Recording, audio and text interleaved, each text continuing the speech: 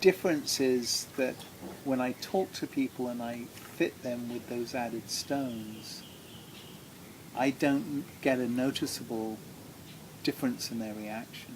So that tends to increase or decrease my belief system in specific stones for mitigating the karmic matrix. But I still think they're a good thing to do. That's what I wonder if it's. That's why I wondered if it's, if you have all 9 of them, because you're, if you're doing them against your astrological chart and they're meant to support and mitigate the influence of the planets that compose your material being. Right. Then maybe you need all 9 of them to each influence each other to have the overall effect on your reactions or non-reactions. There was a man called Benyatosh Bhattacharya who wrote a book called Gem Teletherapy in Calcutta over 60 years ago, and he was a dramatic pioneer in his field. He was completely outside the box. He was an extremely refreshing author to read after a lot of other so-called gem therapy books that are out there. And he didn't know a lot about quantum physics back then, at least academically, but he understood the concept. He realized that all matter is essentially color-based, and all electrical stimuli is color-based, or color-related. I wouldn't say necessarily color-based, but everything is composed of light. And he was very attached to the concept that, gemstones literally were a storehouse of color energy. And he was very attached to the concept of the spectrum being a balanced, complete chromatic electromagnetic vitamin supplement. And he was very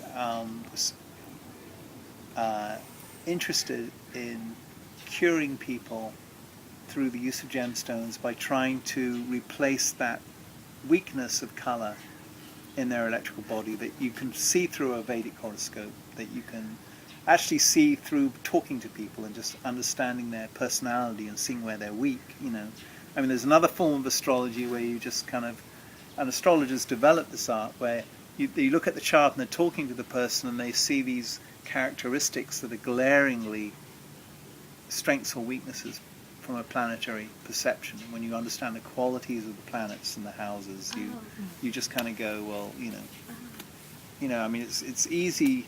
Give an example. Say a person in a past life has taken quite a lot of drugs or whatever, and they're not the sharpest knife in the drawer in this life.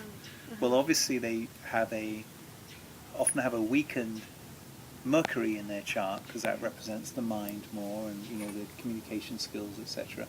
And so you would recommend a large emerald if somebody's not very athletic and they're not very well coordinated and they're not very confident. That could be a combination of Sun and Mars, but Mars would take precedence over some of those characteristics. If someone's very highly sexed and they're a little bit compulsive in their lifestyle with certain things, then that would be Rahu would create that category. Or they're unprincipled, that would be a negative Saturn. If they're very high integrity, then they've got an exalted Saturn. And so you basically, when you talk to people, you kind of get this read on them. You kind of, the planets fall into their bagatelle spots. Yes. Wow. Now with K2 and Rahu, isn't it important to go with the 9 planets? Because it seems like you're saying is a Shakti Bengal doesn't really take care of that. That seems like that's what life's challenges is all about. It's like this. Everything's important if you can afford it comfortably without sacrificing your other responsibilities. Right. It's like you've got to balance. Can I afford to buy these expensive gemstones, or should I put my kid through college? It's kind of like responsibilities first. The correct thing to do first. I have people who want to buy bangles for me, and I try to dissuade them if they can't afford it.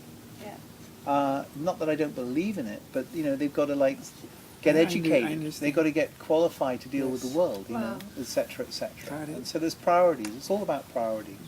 But you're absolutely right, with that perspective.